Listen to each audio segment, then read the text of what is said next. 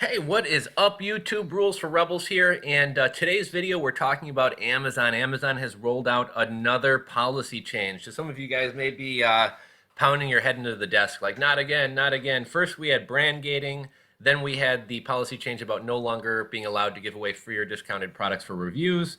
Then Amazon was not allowing new FBA sellers to send stuff into Amazon FBA from October 11th, essentially until 2017. And I feel like we've had a couple other policy changes, but yeah, been a lot of changes over at Amazon, and most of them are becoming less and less friendly to third-party sellers. So this change that we're going to be talking about is a policy change to third-party self-fulfilled returns. So let's get right into this. So another Amazon policy change: Amazon is now requiring third-party self-fulfilled sellers to adhere to Amazon FBA return policies. Amazon will automatically authorize returns, which means buyers will get free returns. You can't charge a restocking fee, and you can't refuse returns on damaged items. Or sometimes you'll send maybe something to a buyer. They return their old broken item and keep the new item. And with this new policy, you can't withhold a return.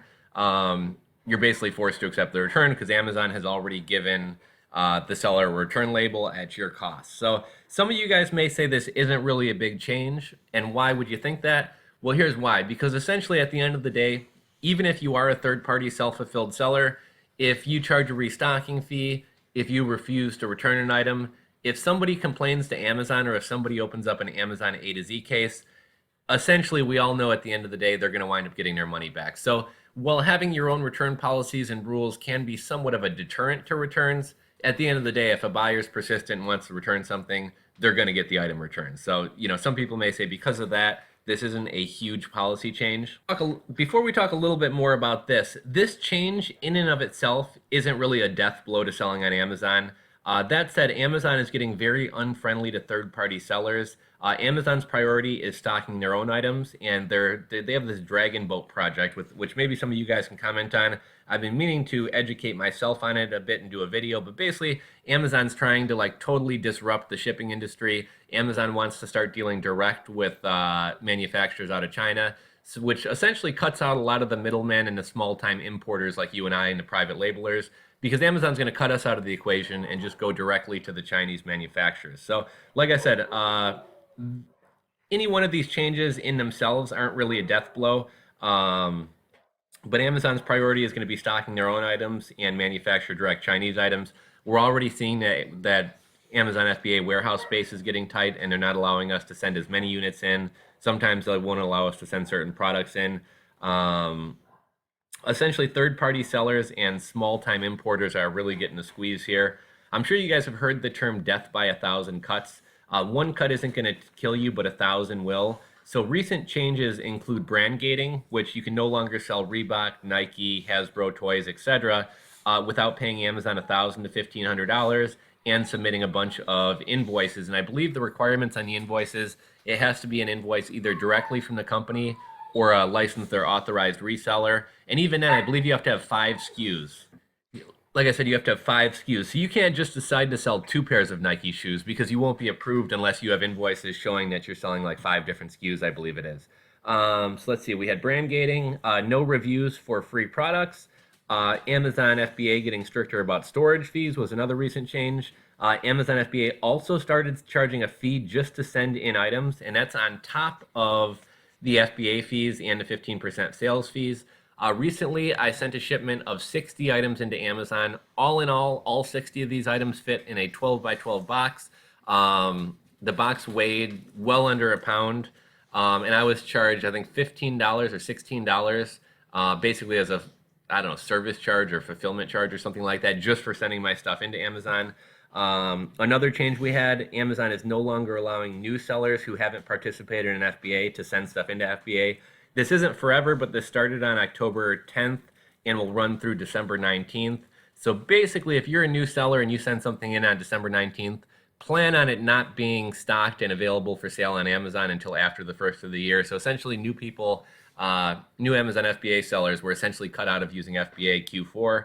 And another thing is, for those of you guys most of you guys are probably aware of this, but in the toy category, unless you've met certain sales metrics in Q4, such as selling over 25 toy items with positive feedback or positive reviews prior to, I think it was sometime in September 20th or something like that, you're not allowed to sell in a toy category. Well, in the past, you could still send toys into FBA. And established sellers can still do this, but new sellers can't. So new sellers are essentially also cut out of selling toys Q4 and this Christmas season. Let's see, what else do we got? These big policy changes are happening quickly, and the other thing, they're happening with no notice and no warning. So, it's not as if one of these changes on their own are a death blow to selling on FBA, but all of them happening on top of one another and without notice really hurts. So I'll give you guys an example. I've told you guys about this in previous videos.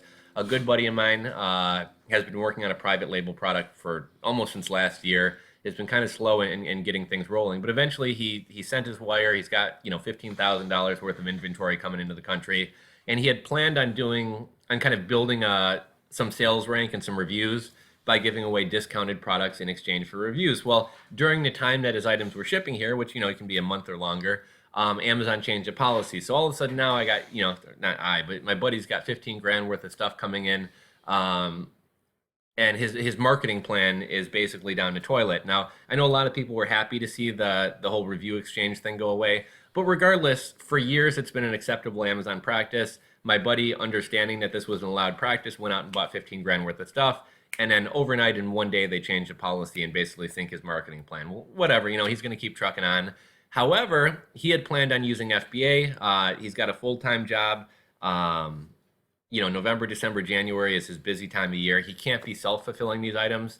And then Amazon implemented the policy on October 10th or 11th that new sellers who haven't participated in FBA in the past are no longer allowed to send stuff into FBA until after December 19th. So essentially for the next October, November, December, for the next 3 months or most of Q4, my buddy's essentially not going to be able to sell his product. Now, I did find him a couple third-party fulfillment companies like Shipwire and Red Stag Fulfillment and a couple others. So hopefully he can use them and can still sell. But it's just when people are investing a lot of money in inventory or private label products, even people who are more smaller time doing retail arbitrage, if somebody ran out to Walmart and bought up the whole clearance shelf of, I don't know, phone chargers or, HDMI cords or whatever else, and then all of a sudden Amazon changes policies on them, and they're not allowed to sell these branded items. They're sitting on all this garbage basically. So you can kind of see how these big policy changes can really hurt sellers or affect your business.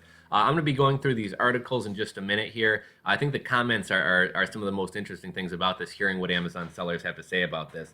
I was kind of going to ramble on about should you sell on Amazon, etc. But one thing I wanted to talk about really quickly.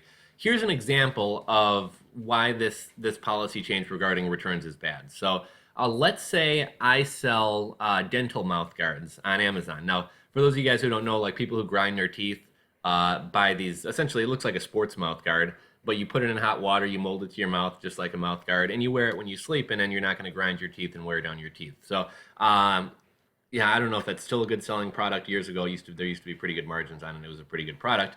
Anyhow, let's say I'm selling dental mouth guards. So a buyer buys my dental mouth guard.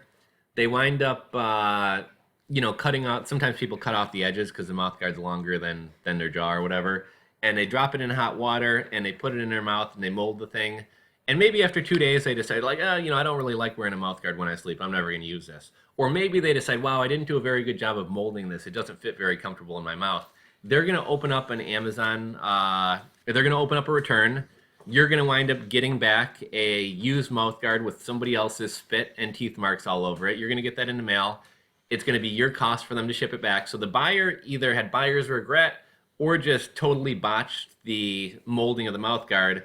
And even though it's their fault, you're the one that's going to basically eat that money. So you're the one that's going to have a used mouth guard shipped back to you, which at that point the shipping is just a complete waste of money because you're just going to have to throw the thing in the garbage. You're not going to be able to sell it.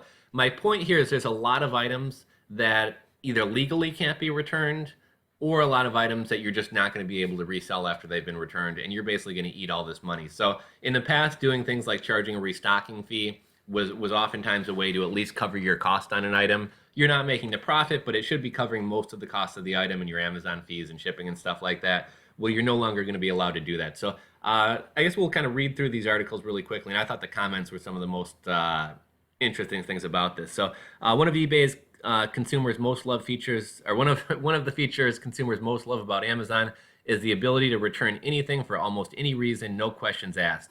And that's one thing, as a buyer, I do enjoy that about Amazon. But think about this, guys. Like, a lot of times somebody might be embarrassed to go into a store and return something, but because online it's so anonymous, and there's really no repercussions, and you're going to get what you want. I feel like people, what's the word I'm looking for? I feel like people are somewhat unethical in the types of things they return. Like, things that somebody would be embarrassed to go back to a store and return, they'll have no qualms about sending back to Amazon. And because they don't have to see you face to face and they don't have to explain the issue, they're going to return it. It's yet another way the e-commerce juggernaut has beaten smaller competitors who can't afford to give customers so much flexibility. Amazon's obsession with consumers stands in stark contrast to how it treats sellers. The company is now expanding the return policy in a way that has third-party merchants on edge. Until now, businesses that sell on Amazon Marketplace and handle shipments outside of Amazon fulfillment centers have not been subject to automatic returns. Instead, they've been able to review return requests individually and enforce certain policies like refusing to accept items that have been used. They've also been able to impose restocking fees, which I just talked about. Restocking fees I love. On eBay, me and my partner used to charge a 20% restocking fee. So it discourages returns. And if somebody does return something, typically all my costs in terms of having the product come back, the shipping both ways, etc., are covered. So returns aren't really a loss to me. But heading into the shopping season and Cyber Monday rush, they're losing at least some of that control. In September, many sellers received the following email from Amazon. Dear seller, starting on November 1st, 2016, U.S. seller-fulfilled returns that are within Amazon's return policy, which essentially everything is within Amazon's return policy, will be automatically authorized, and Amazon will provide the customer with a prepaid return label on your behalf. So what I don't like about this is a lot of times things aren't even worth me getting back. I know it's going to come back in a condition I'm not going to be able to resell, or at the very least, the shipping costs more than the item. So I may just return, if it were up to me and I control my own returns, I may just be like, dude, whatever, keep it, here's your money back, end of the day.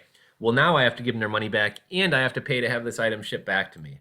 The letter goes on to say that this change should benefit the seller because it reduces the time you dedicate to processing returns. Give me a break. Amazon is trying to sell this as if they're doing us a favor here. Far from it. Well, it's true that sellers will no longer have to spend time and resources on returns. They're also worried about losing the ability to withhold refunds when products are damaged by the buyer. In cases where they deem a product used or damaged by the customer, the seller can now file an appeal with Amazon. Good luck with that. It's unclear how many vendors would be impacted by this policy change, but about half of Amazon's e-commerce business is from marketplace sellers who number in the millions.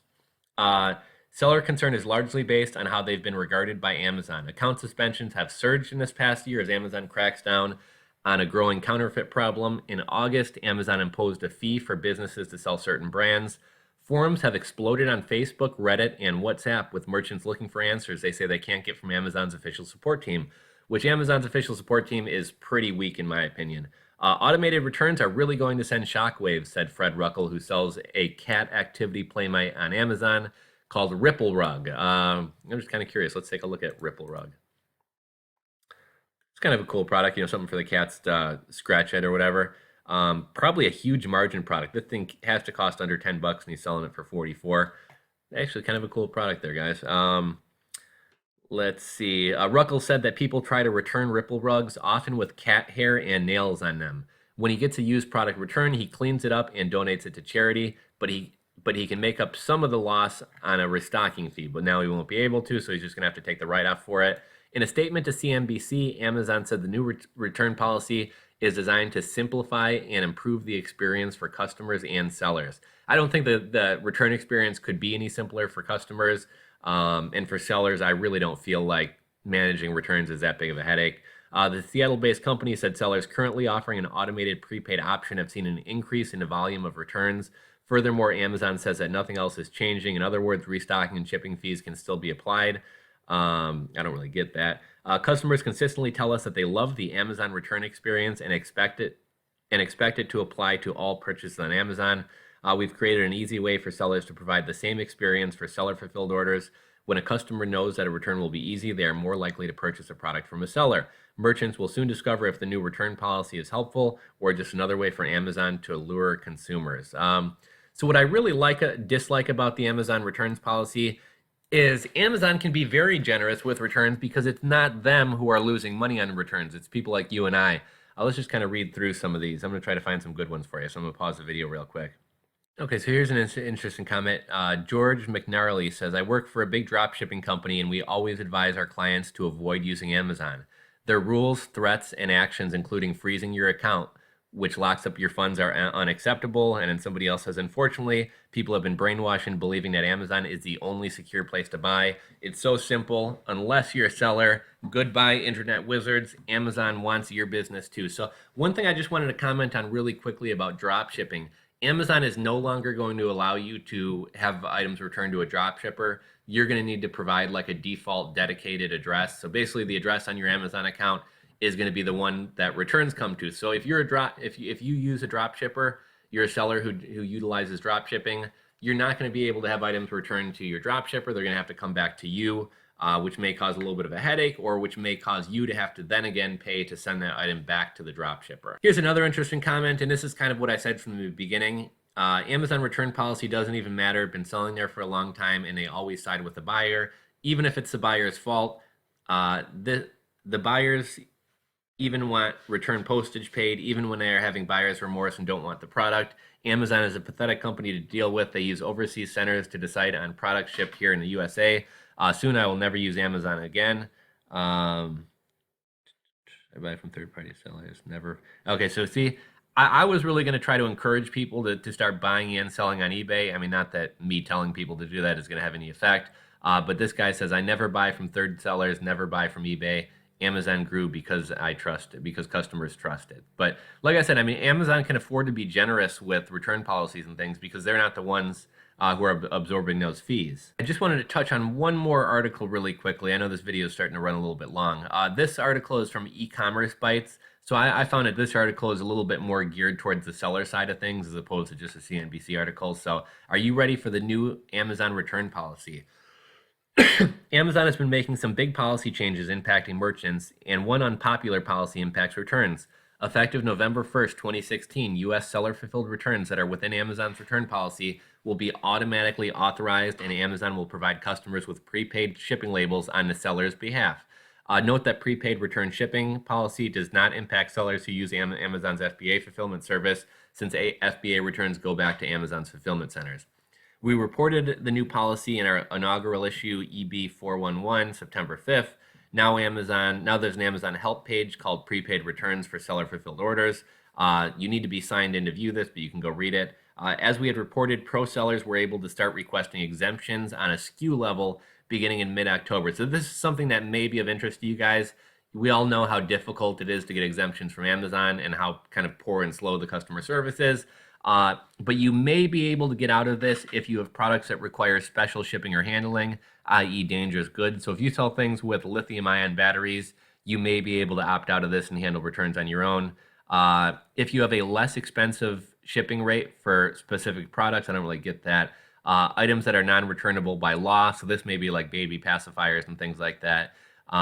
If an item's cost is lower than the cost of return shipping, I imagine it'll still force you to give the buyer a return, but at the very least, you don't have to also pay to have an item that you can't do anything with shipped back. And then lastly, high-valued items you have listed need special shipping requiring special insurance, and then also for things like warranties and softwares. This part I thought was interesting. So sellers who use drop shippers usually have returns sent directly to their suppliers. With this new policy, they must supply a default address, and many expressed concern that they would have to deal with return processing at a non-warehouse location without the storage space and without the staff to handle the required 48-hour turnaround time. So if you're some guy selling out of your house, but you use a fulfillment company like Red Stag or something else, you're not allowed, or even a drop shipper, you're not allowed to have those items returned to them. They have to be returned to you. So if things are coming back to your house and you're not able to, receiving all those items, storing all those items, etc., this could cause some trouble for you. Some sellers were concerned with Amazon's return shipping costs were too high. But as the exemptions above stated, pro sellers are able to request an exemption if you have less expensive shipping rates for specific products. I guess there's a long thread on the Amazon boards. You can read about this. This article is on E-commerce Bytes if any of you guys want to check it out. Maybe I'll link to it. Okay, yeah, I'll link to this page. And in the description box below. Let's go read some of the comments here. Here's an interesting comment. I think Amazon will continue to squeeze as many non-FBA sellers as possible using any and every means available to eventually force them into FBA and more profits for Amazon. Follow the money. It's always about the money, always. So, I mean, obviously Amazon wants to get everybody into FBA because they're confident in their fulfillment over your fulfillment, and also because they make more money. So yeah, good point there. A Top Dog had a good comment. How many of these returns will be used items, damaged or incomplete, or a different item completely? Once they are refunded, which Amazon customers get refunded as soon as their tracking number is scanned in, so before the item even comes back, it's going to be very hard for sellers to get their money back. And why sellers should have to fit the bill for customers who change their mind, didn't like it, etc., is completely beyond me. Guys, that's the downside of ordering online. People do it to save money, and the trade-off which they have to make is the risk of paying for returns, until now that is. It looks like Leaf Green here is going to be affected by this as a dropshipper. He says, this is horrible news. Most of the products I sell are dropshipped from multiple manufacturers. That means that returns will now have to go back to my office and I'll have to pay for shipping to the manufacturer. Not only that, in the past, most of the return requests end up staying with the customer after I explain how the product works. Happy customer saves them the hassle. Selling on Amazon sucks. And here is a big change. I know in one of my videos the other day, somebody had commented on they kind of stick to selling books because books are pretty straightforward. You can't say a book doesn't fit me, etc. However, with this new return policy, somebody says, I'll have to wait and see. A return from Amazon is very, very rare for me. But this opens the door for penalty-free reading and returning of books. So somebody buys a book, they read the book, and then they return the book. You are forced to take the return back, assuming that they read the book in 30 days or 45 days or whatever I think Amazon's return policy is 30 days. So any of you guys who thought you were in the clear selling books, maybe, maybe not. I don't know if there's a lot of shitty people out there who, use products for free and sell it and just figure out somebody else can eat the cost of me reading free books. But, just something to be aware of. Oh, and then I noticed this comment the other day. On eCrater, other than for my mistakes, I don't do refunds. So I checked this site out the other day. It's called eCrater. And it's basically like a copycat of Amazon. I don't know how many sellers there are, but it seems like there's a decent amount of stuff on here. For payment, you can take cashier's checks, money orders, which eBay and Amazon no longer allow. Back in the early days of eBay, you could do that. You can also hook up a PayPal account, and I think they also take Stripe. So I think this is a pretty small platform. I'm not saying this is a great place to go sell, but it may be, it's completely free, so no harm in setting it up. Anyhow, getting back to this whole return policy and all this stuff, what are your guys' thoughts about it? Is this terrible for Amazon sellers? Is this not really a big deal or not really a big change? I'm curious to hear what you guys think. Drop a comment in the comment section below. If you're not subscribed, please hit that subscribe button below the video. And if you enjoyed it or learned something, give it a thumbs up. Thanks for watching, guys, and I will check you out on the next video.